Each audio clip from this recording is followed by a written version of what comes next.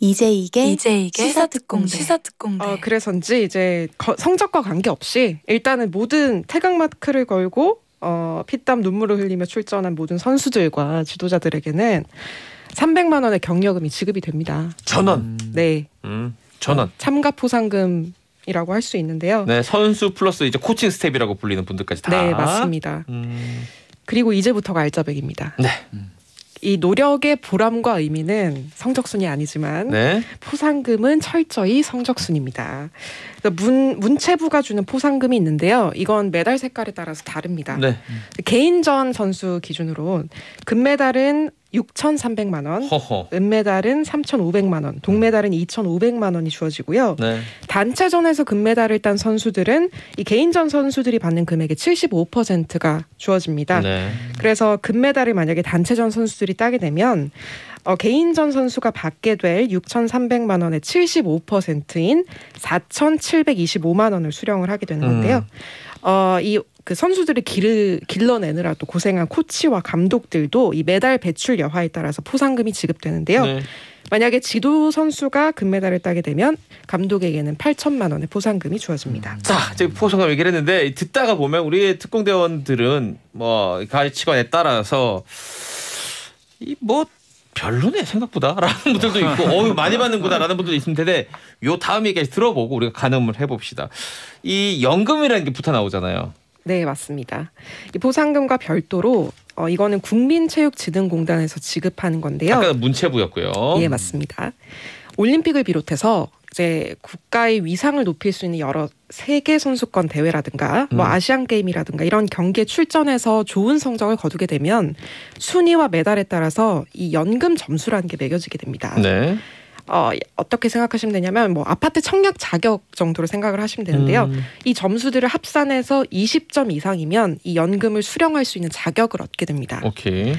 기간은 국제대회 종료 다음 달부터 사망할 때까지. 이게 진짜 중요하죠. 그래서 연금입니다.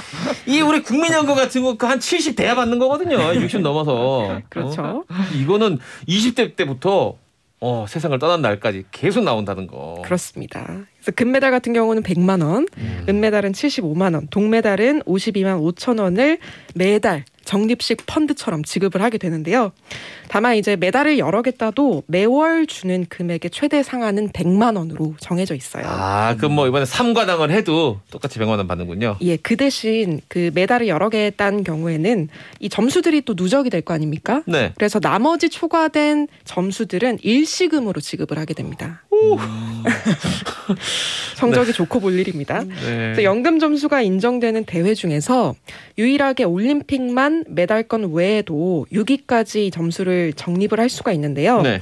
그래서 당장 이번 올림픽에서 자신이 메달권이 아니라고 해도 기록이 높으면 차곡차곡 이 연금 점수를 모을 수 있습니다. 참고로 금메달은 연금 점수가 90점이고 올림픽 4위 동메달 아래에 있는 순인데 8점입니다.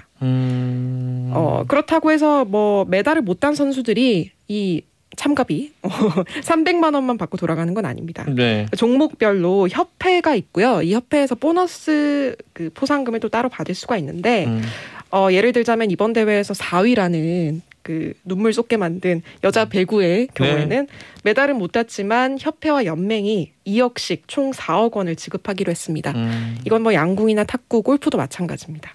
자, 이게 지금 보면은 연금 점수라는 거는 메달을 못 따도 주고 가장 아까운 점수인 4등은 8점을 받는다는 거예요. 올림픽에서. 올림픽 경우에 국제대회 여러 개 중에서 올림픽의 경우. 맞습니다. 근데 대부분의 종목들이 개인전, 단체전이 있기 때문에 개인전에서 4등 한 번, 단체전에서 4등 2번 하면은 한 방에 24점이 되거든요. 네. 여러분도 가능하네요. 그렇죠. 자, 예를 한번 들어보겠습니다. 지금 짧게 이제 정리하고 그다음 예를 들어볼 텐데 금메달 따면 90점. 은메달 따면 70점, 동메달 따면 40점이니까 올림픽에서는 색깔에 관계없이 메달을 따면 20점 이상 넘어가니까 그렇죠. 바로 수령 자격이 생기는 거다. 이렇게 생각하면 될 것 같고 4위 같은 경우는 8점이다라고 보시면 됩니다. 연금 점수는 20점부터. 그러니까 동메달까지는 무난하게 연금을 받는군요. 그렇습니다. 예를 들어서 이번 우리나라의 최다 메달리스트가 누구죠? 안산 선수죠. 양궁의 안산 선수 예를 한번 들어보겠습니다. 아유, 거참 이 안산 선수가 또 금메달을 3개나 땄습니다. 그래서 계산이 굉장히 복잡합니다. 일단 개인전에서 금메달 하나 땄고요. 네. 단체전에서 2개 땄습니다. 네. 그래서 문체부에서 지급하는 포상금만 계산을 하면요. 아까 전에 말씀드렸던 6,300만 원에 뭐 4,752만 원, 25만 원까지 이제 합치면 1억 5,750만 원을 받게 되고요. 네. 여기다 또 연금 받고요. 100만 원씩. 100만 원씩 매달 나오는 거 있고. 네. 그리고 남는 연금 점수 있죠. 네. 이걸 일시금으로 환산하면 이게 10점에 500만 원씩 주게 됩니다. 그래요? 그래서 9,500만 원이 되고요. 또 양궁협회 자랑스러운 안산 선수에게 포상금 지급 안 할 수가 없죠. 네. 리우올림픽 때 기준을 준용하면 협회에서만 약 5억 원 정도의 포상금을 받을 수 있을 걸로 보입니다. 그래서 합산하면 매달 100만 원씩 받는 연금을 빼고 일시금으로 7억 5천만 원 조금 넘게 받을 것으로 보입니다. 한 번에 7억 5천 받고 지금 이제 20살이거든요. 그렇죠. 20살부터 시작해서 매달 100만 원씩 받는다. 이 돈 어디다 쓴다고 뭐 인터뷰 같은 거 하지 않았을까요? 누가 기자들 물어봤을 것 같은데. 안산 선수가 인터뷰로는 이제 아버지 차를 바꿔드리고 그 아버지가 원래 타는 차는 자신이 쓰겠다 이런 큰 그림을 그렸다 이런 인터뷰를 한 적이 있습니다. 제가 조금 그 성급한 결정을 내렸을 것 같습니다. 딸 하나를 더 낳았어야 되는 건데 너무 빨리 이 안전제일주의로 가지 않았나 싶은 후회가 들면서 세상에 제일 부러운 게 이런 아빠들이 제일 부러워. 그렇습니다. 뭐 근데 지금 이제 돈 내기만 했잖아요. 우리가 아주 속물들처럼. 근데 사실 혜택이라는 거는 단순히 이 돈 금액만으로는 설명할 수 없는 것들이 있습니다. 또 뭐가 있을까요? 네, 대표적으로 많이 알려진 게 바로 병역 특례입니다. 이게 그 젊은 남자 스포츠 선수들이 그 공백기 없이 커리어를 이어갈 수 있는 아주 소중한 기회죠. 병역법에 따르면 올림픽의 경우는 3위 이상, 또 아시안 게임은 1위를 입상할 경우에 대체 복무를 할 수 있도록 규정을 하고 있습니다. 네. 그래서 이 기준에 따라 이번 올림픽에서 병역 특례를 받을 수 있는 선수는 3명인데요. 바로 그 고등학생 때 벌써 병역 문제를 해결해버린 양궁 김재덕 선수. 이 친구 이제 17살이니까 고2예요. 그렇죠. 그리고 유도의 안창림 선수, 또 태권도의 장준 선수 이렇게 3명이 되겠습니다. 이 선수들은 기초 군사훈련 4주간 받고 또 강습이나 의무 봉사활동 시간을 채우면 군 복무를 대체할 수 있습니다. 형평성 논란은 또 그림자예요. 그렇죠. 이렇게 열심히 한 선수들한테 혜택을 주는 거 뭐 누구든 좋아할 만한 일인데 이 형평성 논란이 문제가 되더라고요. 네, 사실 이번에도 좀 형평성 논란이 제기된 거는 이 올림픽 메달로만 판단하는 병역 특례가 종목별 편차를 고려하지 않은 게 아니냐라는 문제가 제기됐기 때문인데요. 있습니다. 그런 문제가 분명히. 안타깝게 이제 메달을 따지는 못했지만 야구의 경우에는 이번 올림픽에 6팀이 출전을 했고 네. 이 중에서 동메달이 3위니까 이제 병역 특례를 받을 확률이 50%잖아요. 어르신들이 항상 하는 얘기가 있죠. 야 놈아 그 중간치만 해. 중간만 하면 메달이에요. 네. 그렇죠. 그리고 또 뭐 야구나 축구 같은 경우는 워낙에 인기 종목이기 때문에 이제 프로팀에서 또 워낙 고액 연봉을 받는 선수들이 많은데 그에 비해서 좀 상대적으로 불모지라고 할 수 있는 육상이나 수영 같은 경우는 금메달 따기, 메달 따기도 힘든데 뭐 연봉이 그렇게 높지도 않고 이게 특례 혜택이 다른 인기 종목 선수들에 비해서 좀 공정하지 않은 게 아니냐 이런 그 문제들이 제기된 거고요. 그러다 보니까 도미니카전에서 동메달을 만약에 야구가 따더라도 병역 특례를 주지 말자 이런 국민 청원이 올라오기도 했습니다. 오죽하면 그냥 딱 잘라놓고 얘기하니까 졸전을 펼쳤으면 오죽 이런 얘기가 우리나라 국민들이 이런 얘기를 했겠습니다. 그럼에도 불구하고 반대의 경우도 있잖아요. 정말 그 세계인들에게 우리나라 어떤 다시 보게 해주는 그런 계기를 만들어 주기도 했고 우리 국민들에게 또 어떤 기쁨을 주기도 했던 선수들이 있습니다. 우상혁 선수도 그랬고 또 누구야? 황선우 선수도 메달을 못 땄지만 그렇죠. 우상혁 선수 같은 경우는 메달권 아슬아슬하게 놓쳤어요. 그래도 한국 신기록을 세우는 또 위협을 달성했고 그러게요. 황선우 선수 역시 아시아 신기록을 세웠는데 이렇게 규정에 따라서 병역 특례 혜택을 받지 못하게 되면서 많은 국민분들이 신기록 수립 같은 이런 국위선양 요소들도 이 혜택에 검토해야 되지 않냐 이런 이야기들을 하십니다. 뭐 100번 공감합니다. 뭘 하나를 줄이든 뭘 하나를 늘리든 지금 이 형평성 문제는 누가 봐도 굉장히 좀 이상해 보이긴 합니다. 특히 이런 야구 같은 종목은 벤치 선수들이 꽤 있거든요. 그러니까 직접 던지거나 휘두르지 않고 그 벤치에 앉아서 껌만 씹어도 면제가 된 경우들이 있습니다. 물론 정말 열심히 뛰어준 선수들도 당연히 있죠. 마땅히 또 이런 혜택을 받아야 될 선수들도 있고. 지금 보니까 임수은 대원 같은 경우에는 저는 그 메달리스트들 아파트 특별공급 특공이 부럽더라고요. 이게 세태를 예전 같아도 한 번에 받은 돈이 제일 부럽다고 했다가 연금이 제일 부럽다고 했다가 지금은 특공이 부럽다라고 하는데 부동산도 이렇게 특혜가 있습니까? 맞습니다. 이게 이번에 좀 논란이라고 하기는 좀 보기 어려운 해프닝이 있었는데요. 네. 그러니까 메달리스트들에게 국민주택 특별공급 혜택도 주어진다는 소식이 알려지면서 좀 눈길을 모았어요. 그러니까 아무래도 그동안 계속 있었던 혜택인데도 최근 들어서 워낙에 또 부동산 가격이 치솟다 보니까 관심이 쏠린 건데 근데 사실은 팩트 체크를 해보면 이걸 포상이라고 부르기에는 좀 어렵습니다. 왜냐하면 선수들에게도 결론적으로 부동산은 바늘구멍입니다. 왜냐 그 공급 물량이 좀 부족한데요. 메달리스트들이 속한 카테고리가 우수 선수 항목입니다. 이게 특별 공급에서도 기타 범주에 들어가는 항목인데 여기에 국가 유공자, 장애인, 철거민, 탈북민 이런 대상자 유형만 28개 이릅니다. 단적으로 지금도 특공이 진행 중인 그 파주 운정지구가 있는데요. 여기 전체 660가구 중에 98가구가 기관 추천 특별 공급으로 배정이 됐습니다. 네. 여기서 우수 선수 항목 몇 개일까요? 우리 집적이 안 간대요. 1개입니다. 이건 너무 진짜 힘들다. 예, 전체 0.15% 수준에 불과해서요. 만약에 여기를 뭐 어떤 선수가 신청했어요. 그런데 또 누군가가 다른 선수가 신청을 했어요. 그럼 그때부터는 성적으로 경쟁을 해야 됩니다. 당연히 올림픽 금메달이 제일 유리하지 않을까? 금메달을 포함한 여러 가지 점수를 합산해서 또 여기도 커트라인이 있는데요.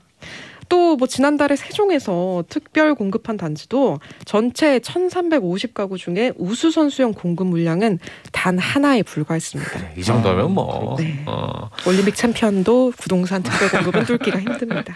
이러면 눈 감아 생각해 볼 수밖에. 인생은 경쟁이구나. 이 올림픽도 경쟁인데 끝없는 특별 공급 혜택에서도 이렇게 경쟁이 있습니다. 이런 논란은 아무래도 약간의 뭐 부러움이나 아니면 아까 말한 특히 시비 이런 등등 여러 가지 배경이 있을 것 같아요. 논란의 배경에는.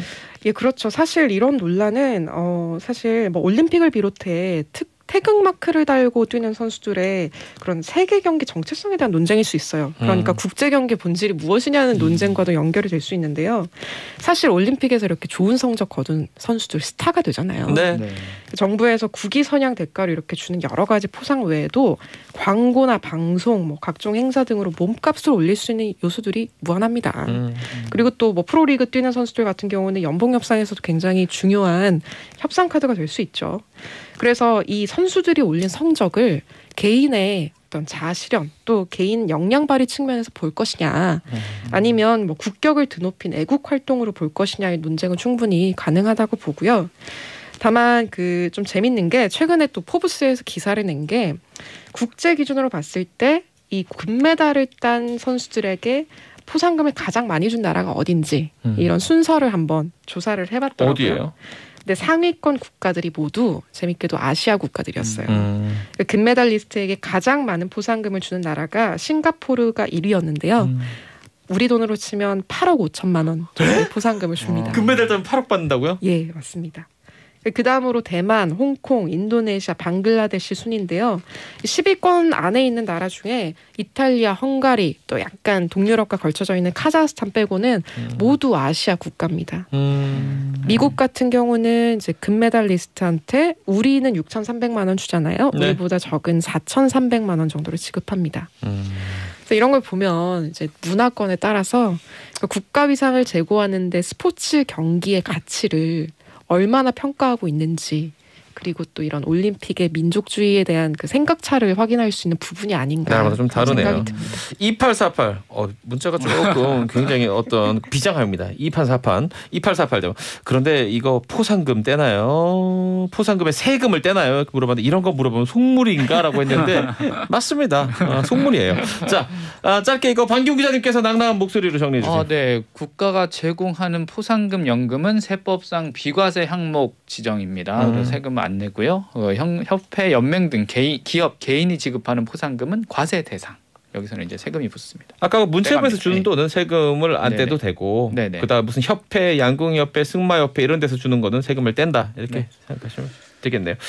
박경 기자님은 지금 아까 쭉 얘기가 나왔던 포상금 관련된 문제, 또 특혜 관련된 문제 어떻게 보십니까? 아니 저는 그냥 이제 올림픽 자체가 우리 사회에서 좀 그 던지는 어떤 의미나 이런 메시지가 좀 이전하고 많이 달라졌다 이런 생각 좀 들었거든요. 이번 올림픽 거치면서. 그래서 누가 그러던데 이제 우리가 알던 올림픽은 끝났다. 그렇죠. 네, 지난 올림픽으로. 그래서 이제 더 이상 이제 올림픽하고 우리나라 그 국민들이 뭐 국위 선양이라든지 국가의 어떤 그런 부분들을 동일시하지 않는 것 같아요. 지금 아까 얘기 들어보니까 뭐 대만이나 홍콩 뭐 이런 곳 보면은 되게 그 혜택이 많다고 들었어요. 그 메달리스트들. 그런데 이런 것들 보면은 결국은 되게 국제사회에서 자신들의 국가 정체성 이런 것들 조금 더 공고히 하고 확립이 더 필요한 그런 국가들. 그런 특징들이 있어요. 그런 분명히. 것들이 있어요. 더 우리 자신들의 국가를 알릴 필요성이 있는 나라인데 더 이상 우리는 이제 그 정도 수준은 아니다. 그래서 이제 그냥 선수들이 열심히 땀 흘리는 모습 보고 감동받고 싶어한다 이런 생각 들었어요.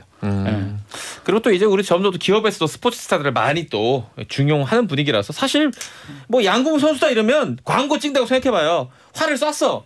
그게 새우에 맞으면 새우 과자 광고고 양파에 맞으면 양파 과자 광고 되는 거예요. 뭐 여러 가지 또 이렇게 광고 모델도 하고 하니까 아까 말한 것처럼 이제는 감동, 기쁨, 슬픔 이런 감정적인 어떤 이벤트로 바뀌는 것 같아요. 국위선양이라든지 막 엉엉 울면서 뭐 엄마 나 금메달 먹었어 이건 아닌 거 맞아요. 아니 옛날에는 올림픽 기간에는 뉴스 시간에 항상 말미에 그 순위에 막 올려놓고 우리 몇 위였는지 맨날 확인했는데 지금 안 하잖아요.